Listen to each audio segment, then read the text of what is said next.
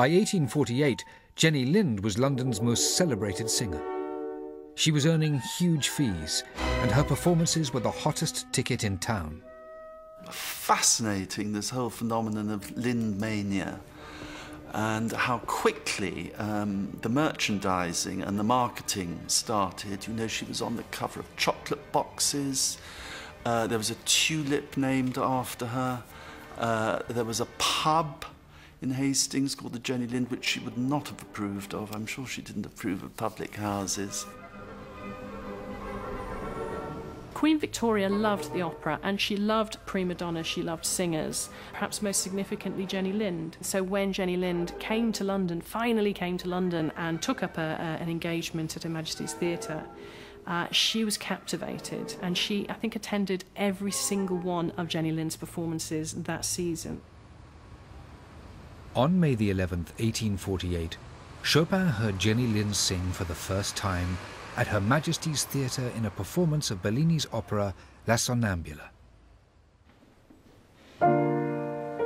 Ed Gardner, music director of English National Opera, is working with Natalia on the most famous number from Sonnambula, an aria indelibly associated with Jenny Lind and her distinctive style of singing. Where does it come in the piece, in the opera, and what is the character feeling when she comes to sing it? It comes quite near the end, and she's sleepwalking, so she's being quite honest, I'd imagine. She doesn't know that anyone's listening to her. So it's private in a way, So it's very, isn't it? yeah, and very intimate, yeah. And that private, that kind of chambery colour, I guess, is something which I think is a real fingerprint of the piece, and something which I think Chopin said about Jenny Lind singing, that it, you know, it had this sort of finesse in its piano about it. Yes. Sort of an evenness, but a finesse as well. Amina in La Sonnambula by Bellini was probably her most famous role. La Sonnambula, the sleepwalker.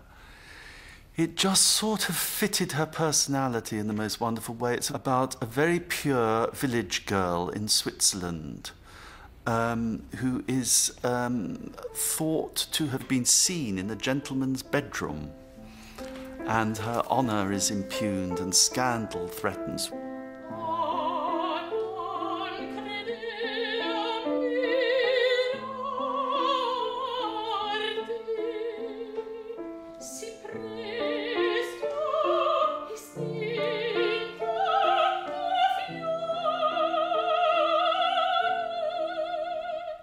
You sing it beautifully.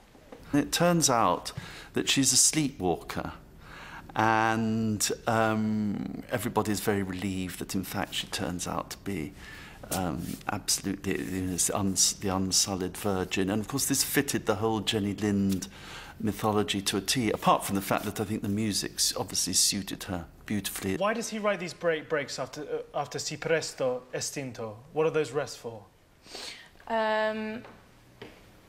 Emotion. Yeah, that's it, because you can't carry the phrase on. No. And we kind of need to hear that, and it can't feel too comfortable in the way that you sing it. Yeah. Should we try it again? Yes.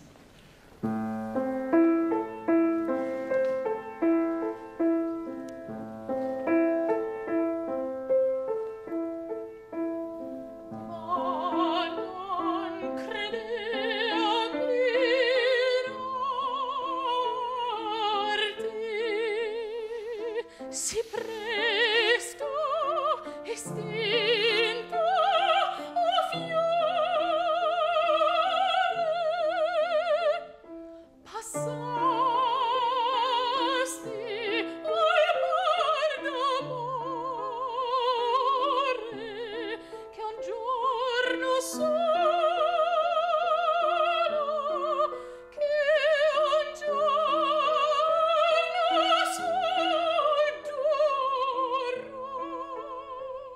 It was one of those voices, like Maria Callas's, which was instantly recognisable.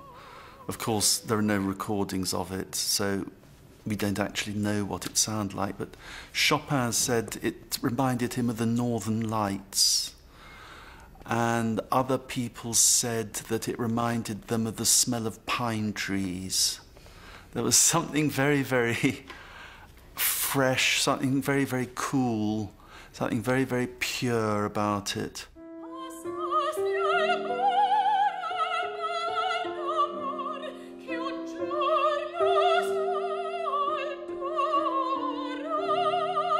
In a letter back to Warsaw, Chopin was unusually effusive about Lind.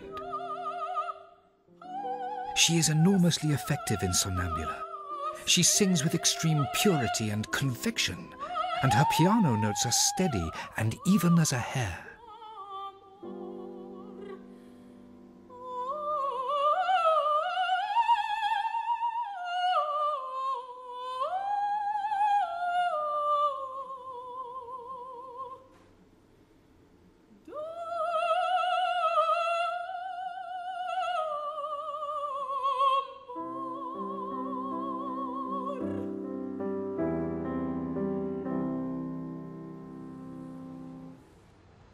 The night after Chopin heard Jenny singing La Sonnambula, he was invited to a small supper party with her at the Belgravia home of their mutual friend, a Mrs. Grote.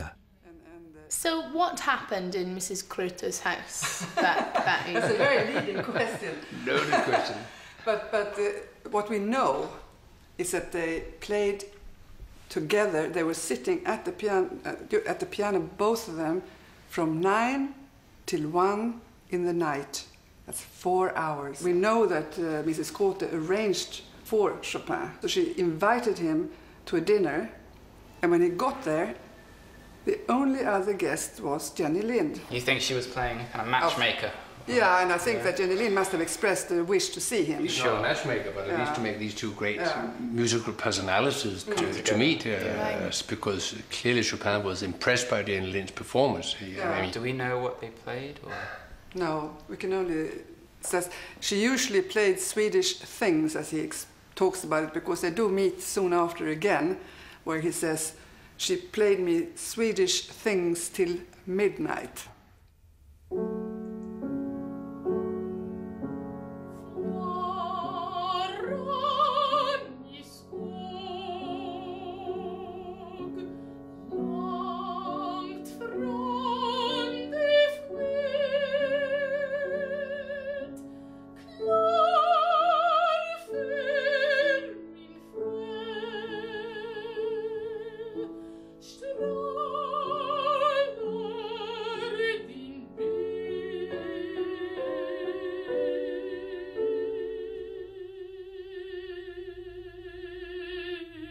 Chopin alludes to the fact that she had taken, as it were, the music of Scandinavia, the melodies of her country, and translated them into something else. He thought he perceived in her something very akin to what he was doing, and it was an extraordinary musical experience for him, which was saying quite a lot because not much was exciting him by then. He was pretty jaded, pretty depressed, so the fact that Jenny Lind made such an impression says a lot about her and how he understood her.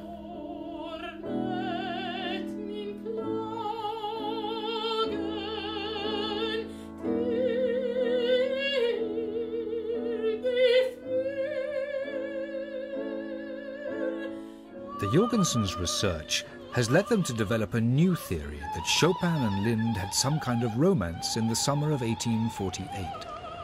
Although Jenny was on tour around Britain and Chopin was mostly in Scotland, the Jorgensens are convinced that their letters reveal clues of powerful emotions. Miss Lind came to my concert. She never sings anywhere but in the opera, but she would have sung for me, according to Mrs. Grote. Jenny Lind and Mrs. Grote, who I met at the station, have been here and have gone on to Glasgow for a performance. If I were younger, if I were not prostrate under my affections as I am, I might be able to start life again. Chopin writes already in June in London, I prostrate under my feelings. I wish I was younger. Now, that is open for a very clear interpretation of what he's talking about there. So the romance started already in London, clearly, and continued. There was an opportunity, all sorts of opportunities. There is no hard evidence of a Chopin-Lind romance, but it's not difficult to understand why there might be speculation. Clearly, her voice made a huge impression on Chopin.